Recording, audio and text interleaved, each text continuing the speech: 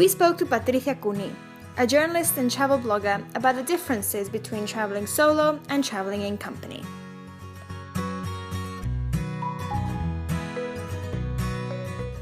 It depends on the company mostly, because I really like traveling alone, because when you're traveling alone, I think you're more receptive to talking to people in places and like meeting people.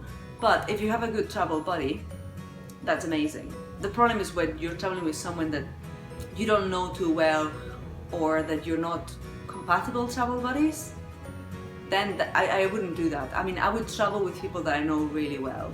Other than that, I'd rather travel by myself than just travel with someone just because.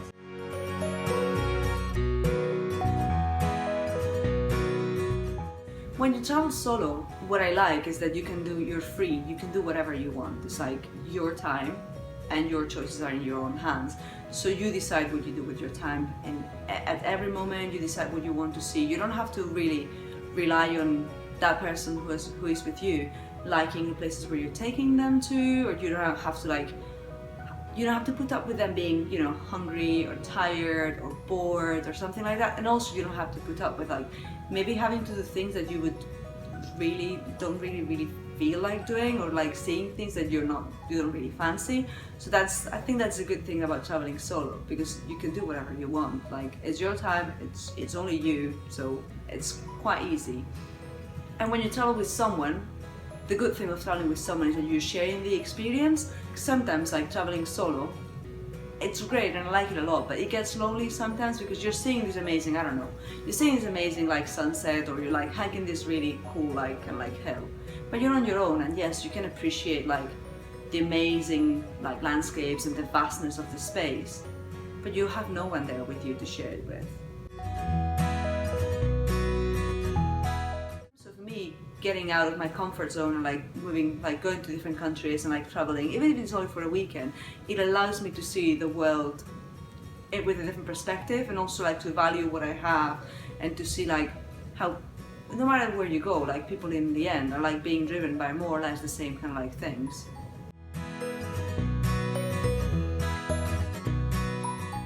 I think it opens your mind.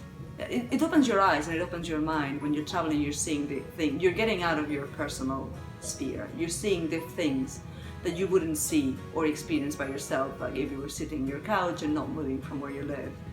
It broadens your mind, it allows you to meet people that you would have never met otherwise, and that you may think that you have nothing in common with, but then when you go there and you see the way people live in that city, you see that actually the similarities are more than the differences, even if like the colors or the shapes or the fashion or like the gastronomy is different, but deep down things are the same.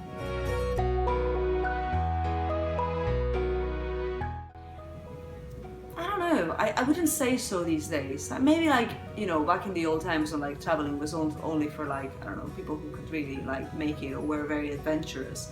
Now that travel seems kind of like more like a commodity, I don't think all travelers like have an open mind.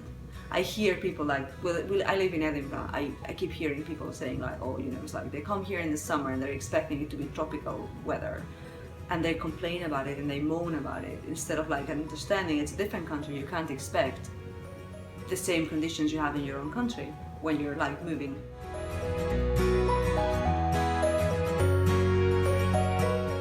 So yeah, I think the whole preparation before the trip, like the moment you decide you're going to go somewhere and you do some research and you start thinking about that trip you're going to be doing, kind of like sets you in like a different kind of like mood towards it. And then you do the trip, and then when you get back, I don't know if it's because I have a blog or not, but when I get back home, I'm still processing the trip, and I go through the pictures and I still think about it and the things I went through, and I still like, even like today, go through like my old travel journals and I read them, and I remember like, oh, that little thing that happened that day.